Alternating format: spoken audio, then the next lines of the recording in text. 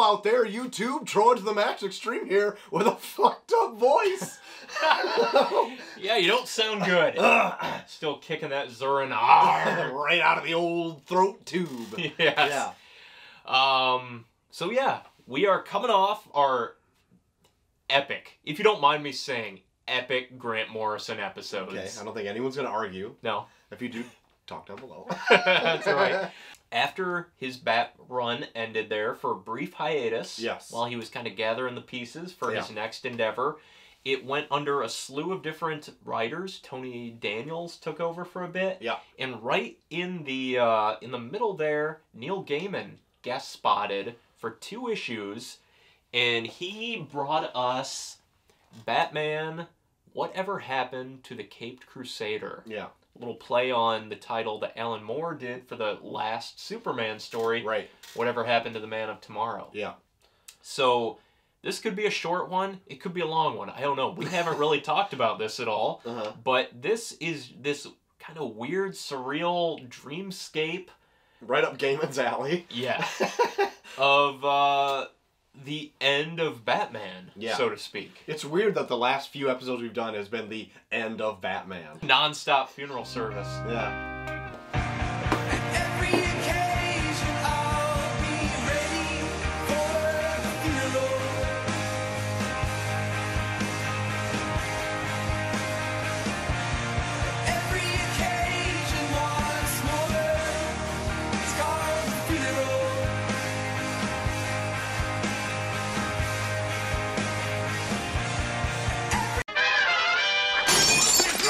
Now you want to get nuts? Come on, let's get nuts.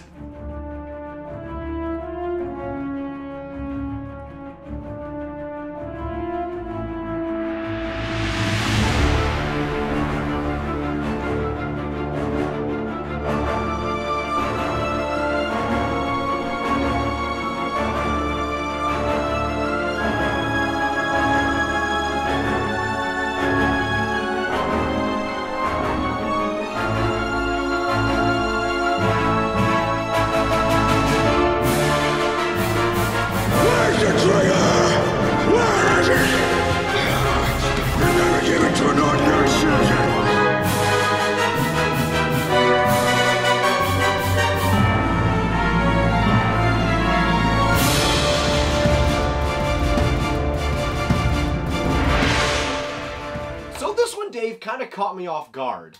I don't think I was really prepared for what I was about to read. Not that it's like way out there, but as the farther I got into it, I'm like, what are they really going with this? Because it doesn't tell a canon story from where we really left off in Batman. It's kind of like a weird encapsulation of every Batman ever, but they don't really coalesce. Nope. It is classic Neil Gaiman. Let me throw 2 things on the table here. All right. Number 1, I'm not the biggest Neil Gaiman fan. All right. I've read bits and pieces of his work. We will eventually get to Sandman. I've read half of it. I enjoy it, but I'm not in love with it. All right. I've read other things he's written. It's okay. Okay. Number 2, I love this story. Oh, okay. All right. Didn't think I was going there. I didn't. This might be my favorite Neil Gaiman anything. Wow. I have only lightly read some Gaiman stuff. Sandman's on my back burner to get to. But I would say I didn't really like this so much. Really? Okay. Yeah. I like bits and pieces of it. It reminded me of some like let's say the animated series where it's like they got the group of villains in that little poker room and they're telling like little stories. Almost got him. Yeah, like those kind of things where like, so I guess the whole let's give a little summary of this. Okay. So two issues. Yeah. In the Batman title. Yeah. Just out of nowhere. Right. Kind of how I sprung it on you. Yeah. It was telling a main story and then like, boom, what the hell is this? Mm-hmm. Batman is dead. He's in a coffin. And he's having a funeral, or at least a wake for him, in the back of a bar. In Crime Alley. In Crime Alley, yeah. And so he's there in the casket, And manning the bar is Joe Chill. Right. And coming up to visit him is Catwoman. But I don't think it's the current Catwoman. It's one from, like, days past where Catwoman would wear, like, a dress or some shit. And a cat mask. Comes in, Joe Chill's manning the bar, says, hey, it's out back. You want to go back there? And she goes back there to see... And she's like, aren't you dead? Oh, yeah, yeah. And he's like, I wouldn't miss this. Yeah. And so I'm like, I have no idea what to make of this already. Yeah. Goes back, and there's a smattering of villains and heroes. Mm-hmm. Not so many of those, but, like, Alfred is back there. He's like the greeter. Yeah, and is like... On the left or the right. yeah. And they're all eventually telling stories on how Batman died. Yes. They get up to say a few words. It's a part of the ceremony where if anyone would like to speak. Right. And they're all sharing stories. And, yeah, they're all sharing how Batman died. Right. And every one of them is different. Right. So when you get Catwoman, who's first, you're like... What? Right. That's not how he died. Right. There's no omega beams in this. Yeah. And then it does the next one. Yeah. And you're like, wait, didn't you hear what she said? What is this? Yeah. And it just keeps going like that. Yeah. And every person is telling their version of how Batman met his demise. Yeah. Alfred's finishes off the first issue of this, which I found the most bizarre, I think. I would say it was the most notable. Oh, yeah, for sure. But it really kind of threw me for a loop. Let's go into it. All right, go ahead, start it out. So, Alfred is telling the story from the point of view that he's been taking care of a devastated Bruce Wayne since his parents died. Yeah. And Bruce creates the Batman persona to get vengeance, make sure this doesn't happen to anyone again. Yeah. But it's not taking. Like, there isn't enough crime, or not enough theatrical crime to satiate his urge. Right. And he's falling back into a depression. Right. And Alfred, being the best best friend a boy could ask for, takes it on himself to create the persona of the Joker. Right, as well as some other villains. Like, he asked also hire out his, like, theater buddies to pretend to be other costume criminals like the Riddler. Yeah. And to go on these wild crime sprees to give Bruce something to do. Yeah, that's really all it was. Because it's, like, the only therapy that's taking for him. Yeah. It's the only way he can get out of this depression. Right. And he's going off as Batman and, like, defeating these villains. These, like, campy, like, 70s style villains. Right. And he finally realizes that it is all a charade. And he, like, gets angry at Alfred and goes off to, like, one last crime spree of the Riddler. Yeah. Who's this, like, Daniel Day-Lewis style actor that really got into the part. It's real method. And he's just gone loco. Yeah. And he kills Batman. Yeah. Like, Batman's attempting to, like, stop this hostage situation, and the Riddler just shoots him. Yeah. And that's it. Yeah. That's one of the many deaths of Batman at this funeral. Mm-hmm. I had no idea, because, like, the Catwoman one, I was, like, on board for. It's like, okay, it's like telling a story, like, from, like, the 60s kind of era, or whatever, or maybe even earlier than that. And I'm like, I like that they're paying homage to, like, all that stuff past. But then Alfred's is completely fabricated from whole cloth. Yeah. Like, it's like, that doesn't happen. Right. Did I miss, like, where did this 700 issues? Yeah. But then, yeah, it ends with the first issue with that. And then it jumps into the second issue, where more and more people are coming up, but you're not getting full-fledged stories for them, but it's like, the Penguin will stand up there, blah, blah, blah, this is how the Batman died, and... I love the Jokers, where Joker has this ridiculously comically huge syringe that he's stabbed Batman with, full of Joker venom. And he's saying, like, smile, damn you! Why don't you smile? Why don't you die? And Batman turns to him and he says, because it's not funny. And Joker says, and after much too long, he went down. He died. But he still didn't smile. And he was right. It wasn't funny. It should have been. I love that. Like, I mean, that is... It encapsulates what Batman is across all mediums, very much like Grant Morrison did. Yeah. But makes it this entirely new story? Yeah. Yeah. I will agree with that. It's like, it does encapsulate anything that Batman has ever been. Every era, every persona. Yeah. Throughout this whole story, too, it's kind of being narrated. And Batman is talking to this narrator. Well, Batman's narrating it, and he's talking to a third person. Right. And you don't find out who this third person is until the second issue, where you find out it's his mother, Martha. Yeah. He meets with Martha Wayne and has a conversation with her and realizes that, like, he realizes that none of these details make sense. He's aware of that. Like, something's wrong. But the only through line he sees through it is that he is Batman in all of these and that he never gives up. Right. And then there is a line, if you would like me to read it, I will. Please do.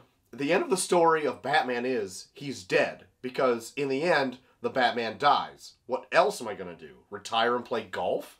It doesn't work that way. I can't. I fight until I drop. And one day, I will drop. But until then, I fight. Right here. Yeah. That's great. Yeah, that's the moral of every single one of these stories, that he never gave up, even though he did meet his demise in all of them. Every single one of them. Yeah, but he gave it his best go at it. You know what I mean? I guess it kind of encapsulates the fact that Batman is a man, and every time he puts on the cowl, he could die. Yeah. Every single one of those situations is a possible eventuality of his crusade. Yeah. And that is what makes Batman so amazing. Yeah. Like, he's not Superman. Right. He's fallible. Yes, he's absolutely human. Mm-hmm. And at every turn, he could die, but he keeps going. Yeah. And I think a lot of times people forget that because he stands up there with, like, Wonder Woman and Superman and all that. Mm-hmm. And you're like, yeah, you forget he's just a guy. Like, everyone knows it. But he never gets beaten. And, like, just here, where he's, like, dying at every turn. Yes. Through very unceremonious means. It's essentially Mr. Bill. But, like, it shows that, like, he is just a real person. And I really kind of like the fact that every one of these are just, they're not these huge elaborate deaths. Yeah. They're like, you know, that's death. Sometimes shit it just happens. Yeah. Superman in him cross paths almost is like a throwback to The Dark Knight Returns, where Superman says, they've made a treaty, all of them. If I take you back to Gotham, they'll kill you, and they won't stop until you're dead. He smiled that scary smile. He said, and while they're trying to kill me, they aren't killing innocents. Now take me home. So I did. And that was the last time I saw him. So that, and then there's Ra's al Ghul talking about the scorpion strike in the desert. Oh, yeah. And how Batman walks away from the Lazarus pit because he doesn't want that. He doesn't want to be immortal. He wants to be a man. Yeah. That scorpion did him in. Boy, did it ever. Had the boot, Batman. What an unceremonious death that would have been. Not as unceremonious as a Catwoman one, though. I suppose so. Where he comes to her wounded and she just ties him up to her bed and lets him bleed out. Yeah. Just kind of like for the hell of it. Yeah. That was a really odd one to start it out. Yeah. Like, it's not going out with a bang. It's like sometimes you just bleed out on a couch. And that could be fine for Batman. Like, it doesn't matter. He could go out with the blaze of 1,000 suns, or he could just, like, go out with a whimper. Yeah. Have a heart attack and die in his sleep. Yes. Jesus, what a horrific guy. Like, just... That would be terrible for, like, to be the last Batman story. He just, like, I've got you right where I want... And he strokes out and just, like, croaks. He develops sleep apnea. One other reoccurring theme throughout this is the reoccurrence of the Goodnight Moon book. Yeah. But kind of, like, repurposed to Goodnight Batman, Goodnight Batcave. Yeah. I'm timid on what your thoughts are on this because it kind of struck a chord with me. Okay. I thought it was... I could see it being sappy, but for some reason, like, it hit all the emotional notes for me. Okay. And as he's going through, and his mom read him this story, like this Goodnight Moon story, Yeah. when he went to bed. Yeah.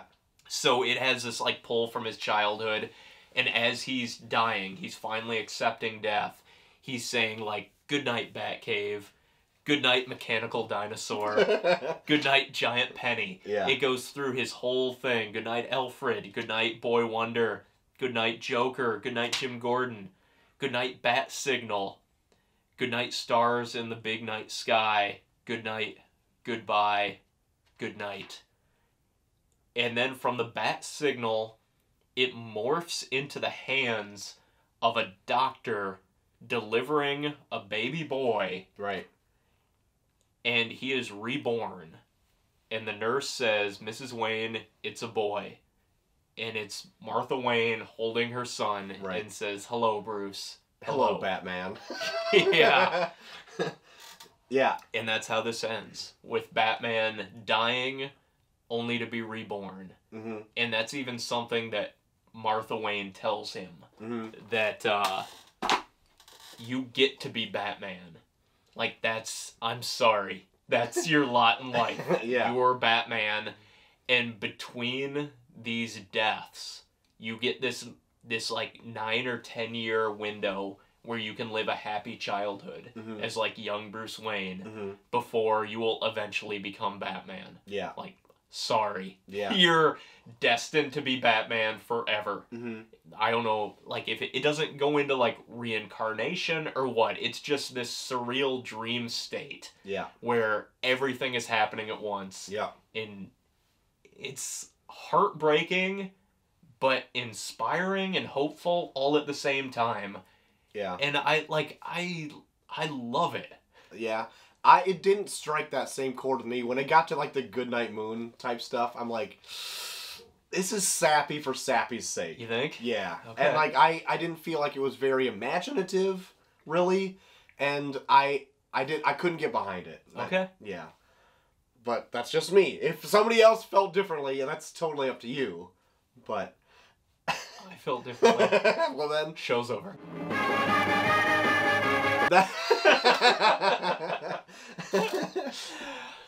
No, and that's okay. Yeah. We don't often have differing opinions on Imperius Rex. Yeah. But we welcome them. Yeah.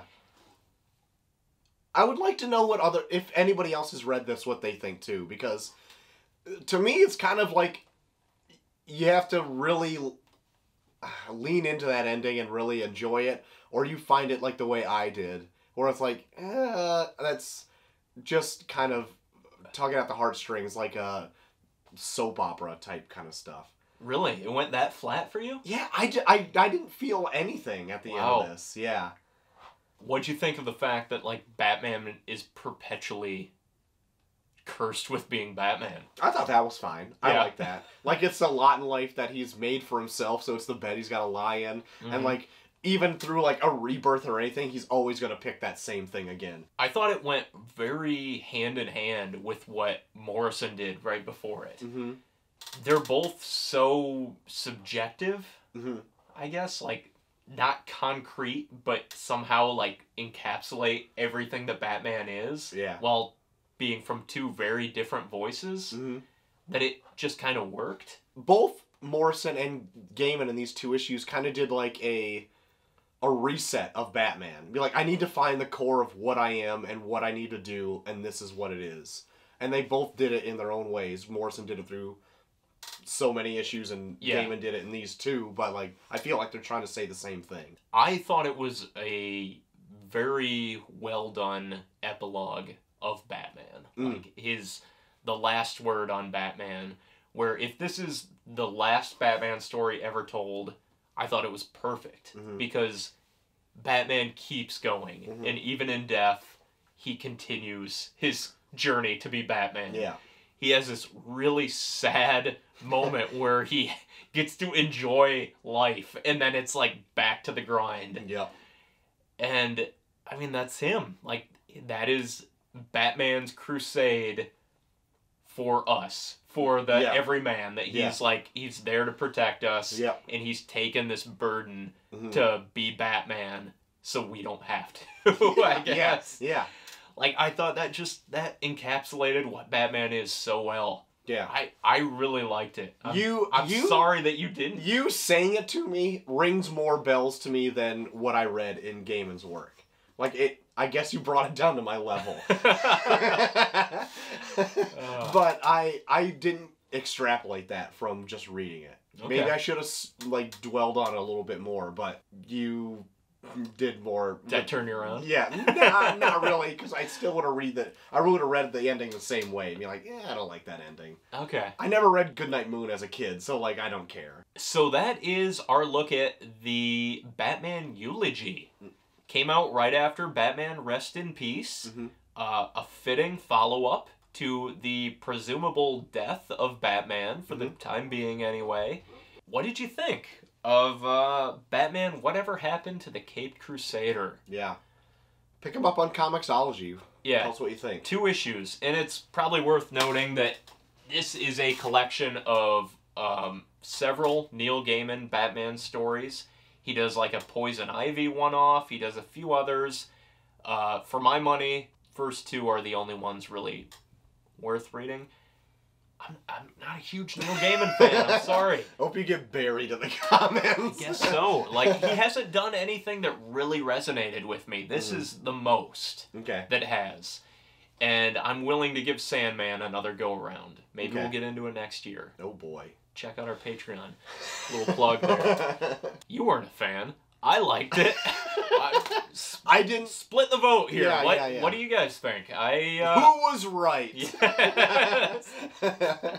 Loser wears a dress. That's not a crime for you. That's it for this one? Yeah, that'll be it. So let us know down below what you thought, if you're going to pick it up or not. Let us know who won. Check us out on Patreon. We have one of those as well. That's right. We should be plugging this more. If you want to support the show, check out our Patreon. Yeah. It's linked somewhere. Yeah. But until next time, I've been Short of the Max Extreme. And I've been Ghost Hunter Dave. And this has been Imperious Rex. We will see you in December. This might be in December. We'll check you out this month. With more Batman stuff. Yes. Check you out.